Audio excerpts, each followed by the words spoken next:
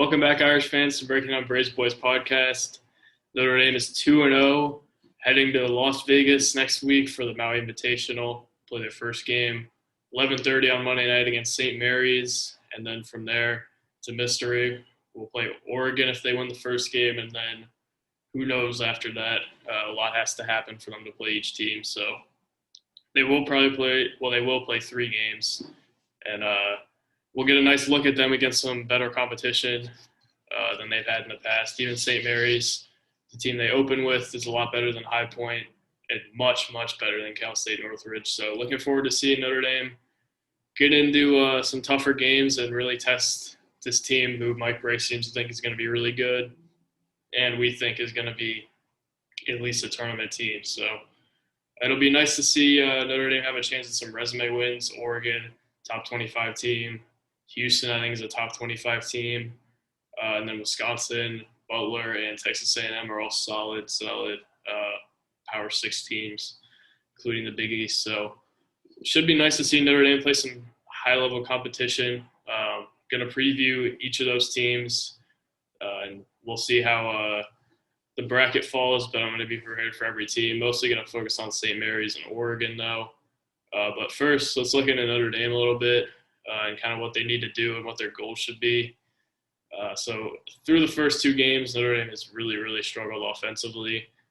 It's kind of impressive that they scored 70 points, looking at all the percentages and the numbers from their best players against High Point.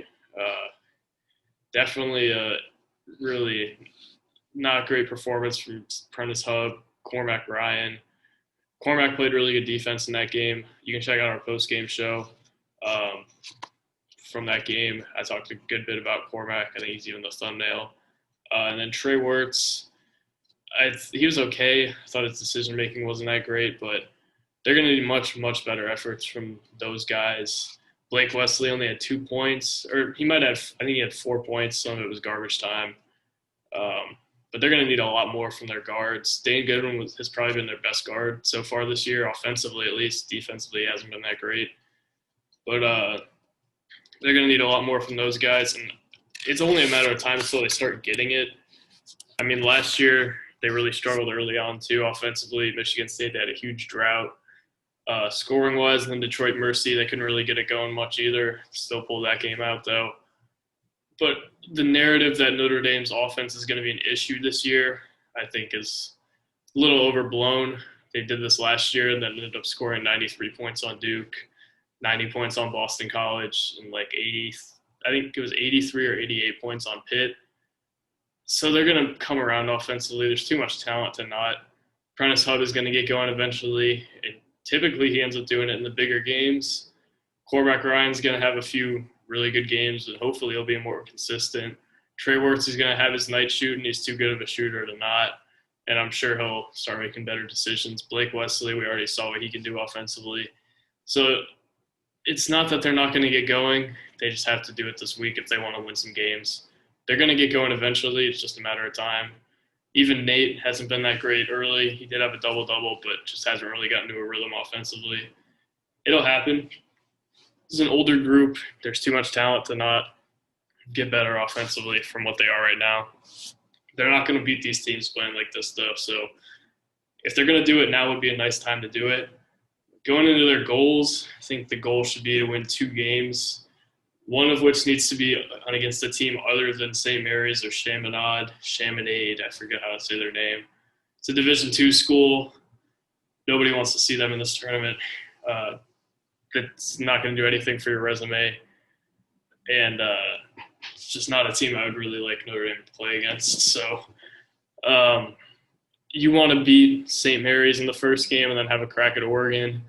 And then maybe you see a Texas A&M, a Wisconsin, a Butler on the third day in like a qualifier game. Or in the best case, you see Houston in the championship after you beat Oregon. So, or one of those other teams. I assume it's going to be Houston. We'll talk more about that later. But the goal from a resume standpoint and from a record standpoint is to win 2 games. I don't think that's super unrealistic. I'll go into specific matchups later on, but Notre Dame's not too far off from some of these top teams to me. Some of these teams are really good, like Oregon and Houston, but far from unbeatable as we saw with Oregon a few days ago. So from a resume standpoint, that's kind of what I'm hoping for. Um, from a confidence slash what you need going forward thing, I'm really hoping that they can get going offensively and continue their momentum defensively. I know it's both really broad, but Notre Dame's going to win these games. They're going to have to play much better offensively. I think the defense is good enough as it is right now. I actually don't think their defense was horrible in the first half of the High Point game, and it got a lot better in the second half. So hopefully they can build on that. I just think they're too good to not get going offensively. But to win this tournament, they're going to have to really get it going offensively. And defensively, they're going to have to be mediocre at worst to get going. So that's what I have for the two main goals. And that's something that I really want to see is just I want to see somebody prove that they're made for a big game, that they can perform in a big game. So Prentice Hub, he's done a lot in big games. Trey Wirtz hit a buzzer beater in the ACC tournament. Cormac Ryan's made some really big plays down the stretch. Nate hit the game-tying shot against Toledo a few years ago, and then the game winner against UNC that same year. Some of those games were big games, but I think this is a much bigger opportunity for Notre Dame than those games were, just to build their resume and early season tournaments, a lot on the line. I just want to see somebody prove that they're made for this moment and they can rise to the occasion. I think Prentice Hub has a good chance of doing that. Historically, he's really shown up when they need him, but now they really need him. Cormac Ryan has done the same. Trey and Nate have also proven they're pretty clutch. So Blake Wesley seems like he's built for that moment also. So we'll see. I just think I really want to see somebody make some plays down the stretch and prove that they can come up big when Notre Dame needs it the most. That'll be a really good sign for March. So that's kind of what I have for Notre Dame. I think they're in a good spot heading into the tournament. I'd much rather be 2-0 than 1-1 or 0-2. But going into St. Mary's, Notre Dame's first opponent, they'll play them on Monday. St. Mary's is kind of the definition of the whole is greater than the sum of the parts. They've 8 upperclassmen. They know how to play with each other. They play really hard. They play well together. And they're going to slow it down. They're not going to give Notre Dame much of a margin for error. They finished 348th out of 357 in pace on KenPom last year. They're going to move the ball, kind of like a Bellarmine type offense. Going to move the ball. They're going to cut. They're going to screen. They're going to try to wear you down. It's going to be annoying for Notre Dame's defenders. They're going to have to really stay engaged, which is something that we haven't seen a whole lot from them. Anthony Solomon's got to preach that this week. It's kind of annoying they have to play them just because of their scheme. I'd rather see them play a team where they have to stop guys coming off the dribble, but it'll be a nice test for them defensively. I think if Notre Dame can get off to an early start in this game and then St. Mary's still has to just run that slow-paced offense with all those cutters and movers, they don't have the athletes or the explosiveness on offense to really stick with Notre Dame if they're shooting the ball like we know they can. So I think that's going to be the key for Notre Dame. It's just going to be how they're shooting, and they got to stay engaged defensively. I think Notre Dame could win this game by 5-10, but if they play like they did in the first 2 games, I wouldn't be surprised if they lose either. St. Mary's is much better than the teams they've played. They're old. They know how to play with each other. All they lack is athletes, really. So they're going to be a nice test for Notre Dame before they, hopefully play Oregon, a ranked team. But moving on to Oregon, team we don't see too often. But I don't know that Notre Dame matches up super well with them. I think they're probably the second best team in the Pac-12. A lot of people think they're the best team, but UCLA is a lot better than them, actually. They do have a lot of athletes at guards, though, and all those guys can take you off the dribble. Davion Harmon, Joseph Young from Rutgers, Davion Harmon's from Oklahoma, and Will Richardson, who I believe is a returner, played really well against SMU. All lefties who can get downhill, space the floor.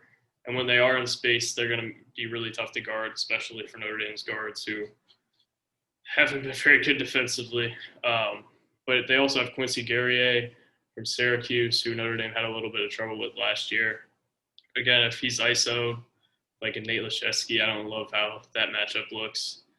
And then Oregon's big men are also pretty decent. They didn't look very good against BYU, but I think other than that, they've looked pretty good. Killed SMU. And they look like they can complement each other well, and they have so many athletes. I can't really bet against them, especially on the defensive end, which I haven't really got into. But they love pressing. They love trapping. They love putting pressure on opposing guards.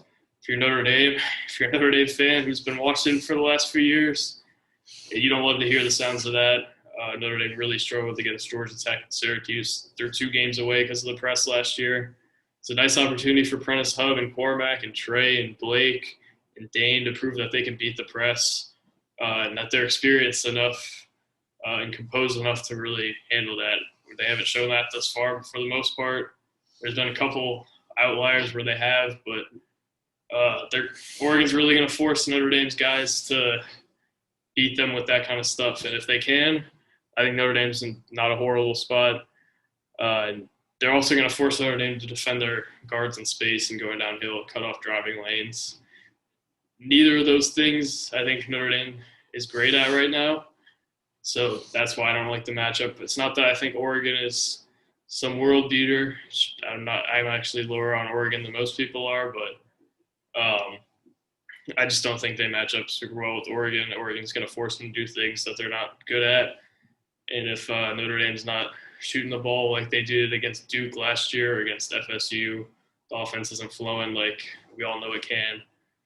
I think they can lose to Oregon by a good amount. Oregon could really overwhelm them.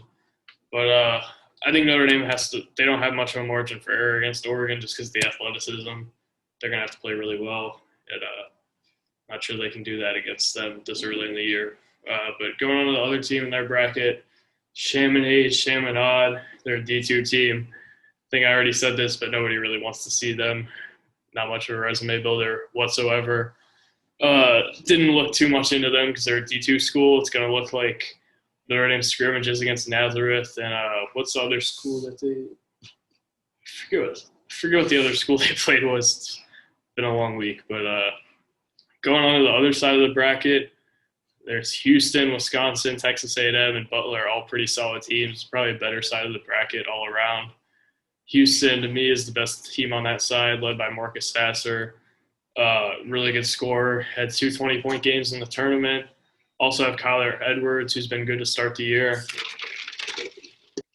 But the thing about Houston is they're going to defend really well. They're going to play hard. They're going to be gritty. And most of all, they're going to be physical down low. They're going to rebound really well. I don't love the sounds of that either, based on Notre Dame's run-in with UNC last year. But they're going to really challenge Notre Dame. I don't know that they're as talented as Memphis or some other teams in their league, but they're going to play really hard. Kelvin Sampson teams are pretty well known for that, and they're going to give Notre Dame a hard time in the same area as Oregon is. I think if they can beat Oregon, they can beat Houston. I think Oregon probably has more talent. Houston is going to play a lot harder than Oregon and a lot harder than most teams in the country. So they're going to be tough. If Notre Dame sees them in the championship, do I think Notre Dame does? I'm going to guess not. But if they can shoot the way we know they can at times, and their guys rise to the occasion, then maybe they can. I think if they beat Oregon, all bets are off. But Houston, I think, is a better team than them right now, and I'd love to be proven wrong in that case. But moving on to Wisconsin, I think maybe the third or fourth best team. I think Notre Dame's the third best team in the tournament. Wisconsin's really just built on defense. They don't have much talent offensively. When they didn't have Jonathan Davis, in my opinion, their best player against Providence. They had no offense at all. Brad Davison had to carry the load, and Brad Davison, I don't think is that talented of an offensive player. He's in his 7th year. He's not an NBA player, so that tells you something. Jonathan Davis, not quite sure his status. We're still a few days out from the tournament. This is Thursday night, so I'm not exactly sure if he's going to play or not, but I think Notre Dame could pretty easily handle them if he's not playing. If he is, they're going to have to put Cormac or Blake on him, and then we'll go from there. But they have some really good defensive guards, Brad Davison, Chucky Hepburn. Davis is a pretty decent defender. Wisconsin's just going to want to make it a grinded-out game. Notre Dame's got to get out and hit shots at a higher clip than them, and I think they can win by double digits. I don't think this Wisconsin team is that good. They're not that great offensively at all, and I think Notre Dame's just overall a better team than them. But if Wisconsin can control the game the way they want to, then they'll be just fine. Moving on to Butler, who I thought actually had a shot against Michigan State. I think I'm a little higher on them than most people are. They have some good guards. Don't look like a super complete team, though. They have some good scorers, but got blown out by Michigan State. I think they beat them by, 19 or 21 maybe, something like that. But Butler, I'm not super high on. Some good players. Jaden Taylor, who I think Blake Wesley played with at some point. He might have been on Indy Heat together. They have some good guards that can explode scoring-wise, but I think Notre Dame's a better team than them. Notre Dame's also a better team than Texas A&M, who's led by Tyrese Radford and Henry Coleman, two ACC transfers who Notre Dame's seen a lot before, especially Radford. I have them lower middle of the pack SEC, and I think Notre Dame's just better than them. They do have some good athletes on their roster, but I'm not super high on them as a group. And I think Notre Dame's probably the third best team in this tournament. And with their offensive firepower that we know they have, they can beat most teams in the country.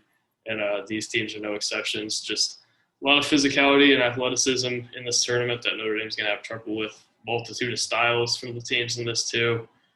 But Notre Dame definitely could make a play here. And to do it, they're going to have to really get going offensively. And they're going to have to learn how to deal with physicality and all these different styles. They can absolutely do it. They're well coached. I know a lot of people don't think so, but the staff is maybe the best that's ever been around Bray. They're going to have these guys ready. I don't think they're not going to come out flat as much as they have in the past. Anthony Solomon, I really trust Anthony Solomon, Anthony White, Ryan Humphrey. I think they're going to have these guys ready to play, and I think they'll be a lot better prepared than they were last year for these type of games. So thank you guys for watching.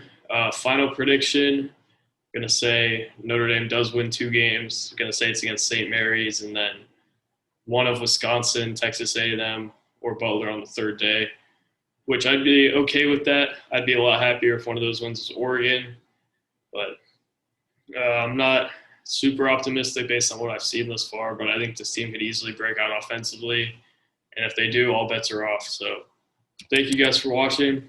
Go Irish, and I'll be back for a post-game show every game of the tournament that Notre Dame plays, all 3 days, and we want to make this the place to be post-game and pre-game, so be sure to subscribe for more Notre Dame men's basketball content. See you guys later on Monday. Peace.